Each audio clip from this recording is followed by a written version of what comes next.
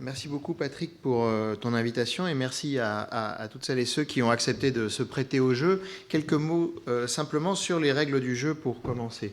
Puisqu'on se rappelle que Baudelaire écrivait à propos de la modernité que la modernité c'est le fugitif, le transitoire, le contingent.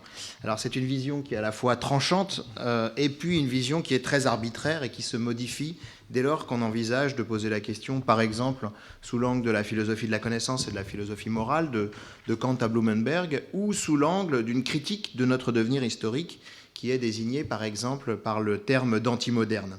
Et on voit que cette variété qui va de l'esthétique à la sociologie, de la philosophie à l'histoire, ça n'est pas l'objet, je crois, de ce séminaire et moins encore de cette rencontre, de la cerner et de prendre la modernité pour la définir de manière fixe. Il s'agit au contraire de partir de l'idée que cette modernité est une sorte de signifiant flottant et précisément de la prendre de manière symptomatique.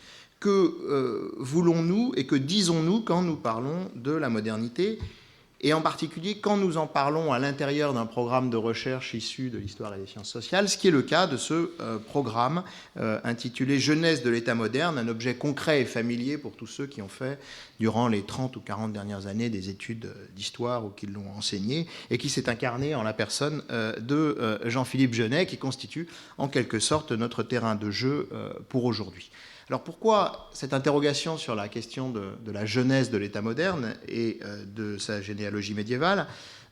Tout d'abord, il s'agit d'une question historiographique. Une question historiographique qui consiste à reconstituer un parcours, une traversée au sein d'un des plus grands projets collectifs qui ait animé l'histoire médiévale durant le demi-siècle passé, d'essayer d'en mesurer les limites, les apports, et de comprendre où cette question de la modernité nous a conduits collectivement à travers le problème de l'État médiéval. Deuxième aspect, la question méthodologique.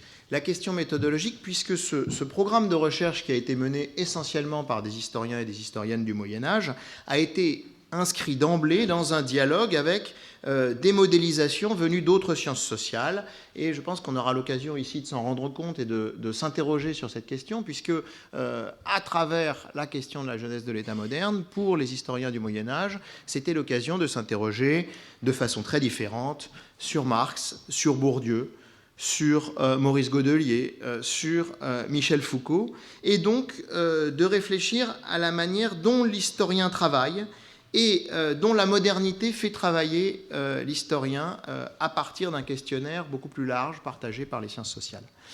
Troisième aspect que j'évoque rapidement, la question politique.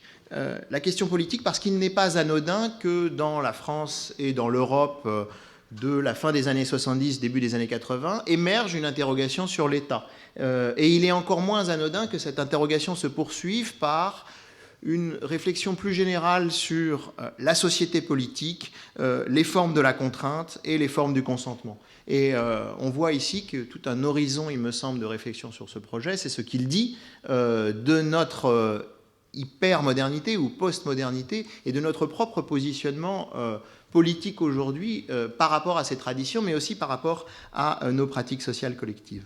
Et enfin, la question épistémologique. La question épistémologique dans la mesure où cette jeunesse de l'État moderne définit un nouveau rapport à la fois à notre histoire et à notre savoir en tant qu'historien du Moyen-Âge et en tant plus largement que praticien des sciences sociales, ce qui ramène très directement à la réflexion sur les seuils de la modernité et à l'interrogation énoncée la séance précédente à partir de Michel Foucault et à partir de cette relative indistinction de la notion de modernité. Donc à nos yeux, ce qui compte ici, finalement, c'est de resituer le Moyen-Âge dans cette perspective.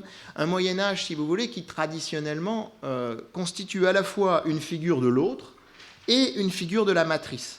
Et dans cette ambiguïté de la figure de l'autre et de la figure de la matrice se joue quelque chose qui nous conduit à repenser nos modèles chronologiques, nos cadres théoriques, mais aussi, et je crois que c'est important ici, les valeurs implicites qui sont intégrées dans nos cadres théoriques. Et en ce sens, je prends la question de l'effet de la modernité, qui est le titre général du séminaire, dans un double sens. l'effet de ce qu'on présuppose être la modernité sur les sociétés historiques qu'on étudie, mais aussi l'effet de la notion de modernité, avec toutes ses ambiguïtés, sur notre travail savant. Et ce sera en quelque sorte ici, dès cette ambiguïté, le thème sur lequel jouer maintenant, en essayant de ne pas oublier complètement le fugitif, le transitoire, le contingent de Baudelaire, c'est-à-dire en gardant cette discussion la plus ouverte et la plus libre possible, et en invitant tout de suite nos invités à présenter leur propre lecture. Alors, vous savez, c'est comme dans un concert de jazz, c'est-à-dire qu'on va laisser Jean-Philippe Genet, qui est professeur à l'Université de Paris 1, faire une première exposition du thème. Pour lui, c'est une sorte de standard. Hein. Je veux dire, là, on est vraiment dans la tradition la plus classique. Et puis ensuite, une réinterprétation, relecture, révision de ce thème de la jeunesse de l'État moderne, avec Katia Béguin, qui est directrice d'études à l'École des hautes études en sciences sociales et qui est spécialiste d'histoire moderne au sens où les historiens l'entendent. Et précisément, c'est un des enjeux de cette question, le rapport entre ce qu'on appelle traditionnellement dans la périodisation l'histoire médiévale et l'histoire moderne.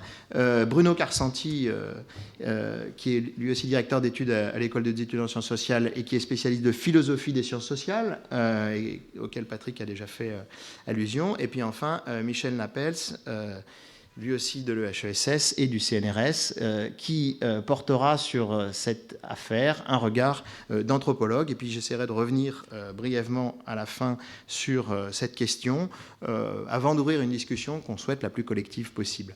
Alors Jean-Philippe, je te donne tout de suite la parole en rappelant qu'on a souhaité que tout le monde tienne dans un temps relativement restreint, de manière à ce qu'on puisse là aussi discuter.